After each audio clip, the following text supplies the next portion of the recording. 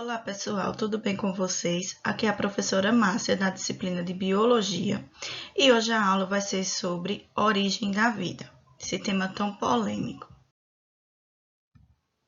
Então, em relação à origem da vida, os cientistas ao longo do tempo fizeram várias experiências. A primeira delas foi a geração espontânea ou a biogênese.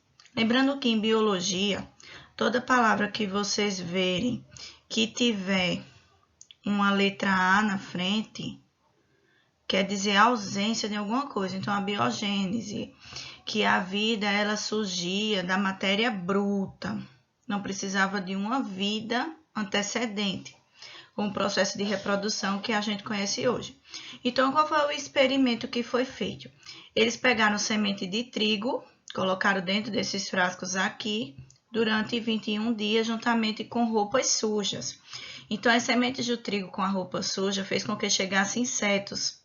E eles imaginaram que esses insetos eles surgiriam de forma espontânea, tendo como princípio ativo a semente de trigo e as roupas sujas.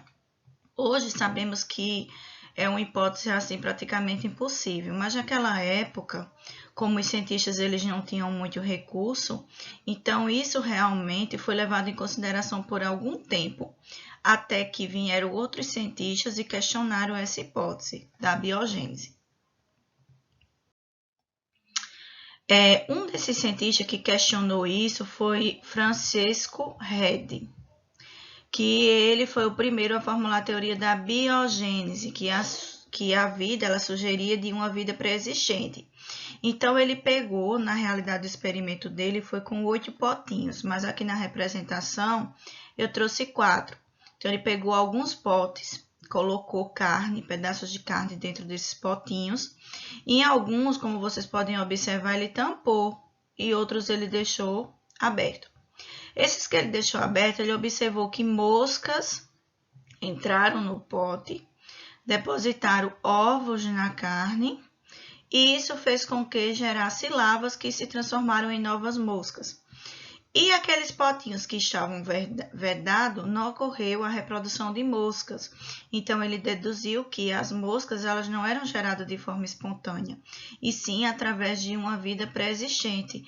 Uma mosca dava origem à outra através do processo de reprodução.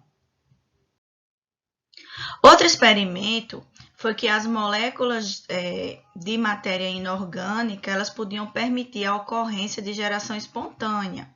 Isso daqui foi feito por esses dois cientistas, Lázaro e John. O que foi que eles fizeram?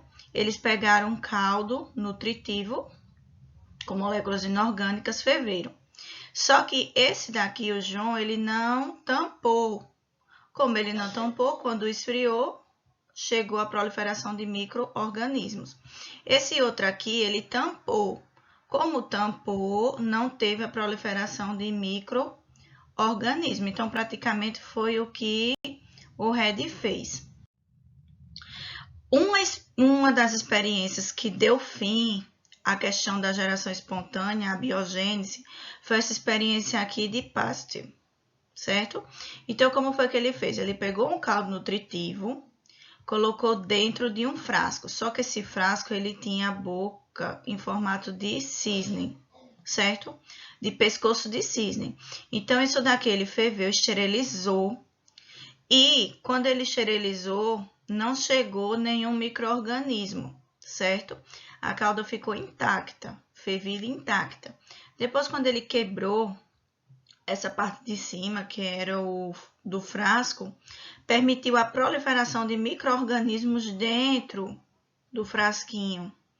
Então, ele deduziu com isso que os micro-organismos eles vinham do ar, de partículas já existentes de vida, e não necessariamente já estavam dentro da calda. Que a gente observa isso no nosso cotidiano. Por exemplo, você faz uma sopa. Aí, se você não tampar direitinho ou não consumir logo, vai chegar a micro-organismo. Ela fermenta pela ação de fungos, pode chegar a bactérias. Então, foi basicamente isso que ele observou nos experimentos.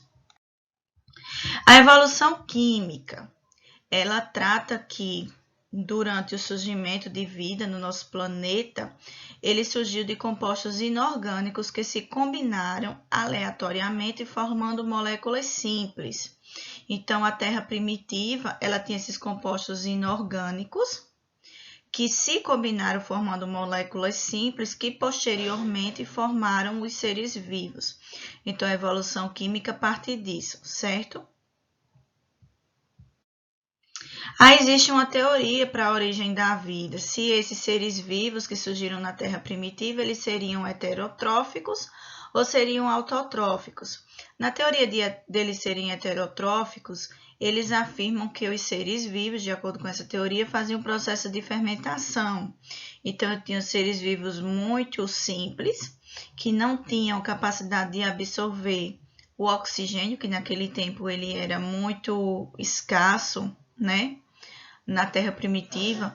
Então, eles faziam esse processo de fermentação, e esse processo de fermentação combinando-se com o O2, o CO2, que é o gás carbônico, se transformaria no processo de fotossíntese que só ocorreu depois. Então, primeiro surgiram os seres que faziam o processo de fermentação, para depois surgirem os seres que faziam o processo de respiração aeróbica, utilizando para isso o oxigênio, certo? Então, de acordo com esse princípio aqui, primeiro ver os seres heterotróficos, para depois surgir os seres autotróficos.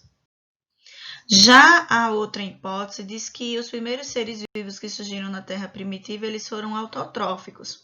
Como na Terra não havia alimento, os primeiros seres vivos faziam quimioliotrofismo. Que é isso?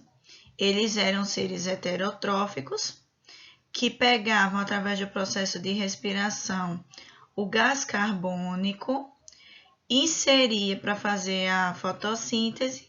Então, fazia aquele processo que a gente conhece. O que é que os seres fotossintetizantes fazem? Ele pega o gás carbônico presente na atmosfera e libera o oxigênio. Os seres heterotróficos, eles inspiram o oxigênio e liberam o gás carbônico. Então, foram essas duas teorias para as primeiras formas de vida que surgiram na Terra primitiva. Bem, espero que vocês tenham compreendido, que tenham gostado da aula. E qualquer dúvida, vocês revisem esses termos. Lembrando que toda a origem da vida, ela parte de hipótese. Então, vai ter sempre novos cientistas que vão formular várias hipóteses a respeito de como a vida venha ter surgido no nosso planeta. Então, cabe um senso crítico aí para qual dessas hipóteses a gente deve considerar. Mas como no vestibular não sabemos o que eles vão cobrar, então eu aconselho vocês darem uma olhadinha em todas as hipóteses. Fiquem com Deus, forte abraço.